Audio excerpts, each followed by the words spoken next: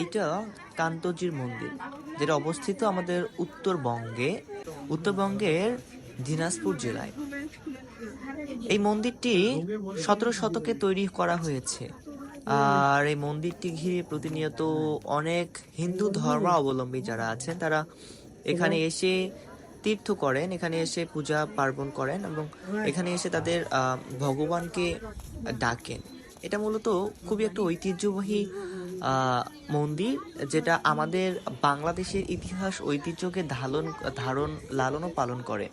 আপনি জেনে অবাক হবেন যে এই মন্দিরের দেয়ালগুলোতে, প্রতিটা দেয়ালেই এমন সূক্ষ্মভাবে পোড়ামাটির ফলক ব্যবহার করা হয়েছে। আপনি যদি এটা নিজে এসে নিজের চোখে যদি না দেখেন তাহলে বুঝতে পারবেন না কত সুন্দর এবং কত অদ্ভুত রকমের, কত সূক্ষ্মভাবে এখানে পোড়ামাটির ফলক ব্যবহার করা হয়েছে।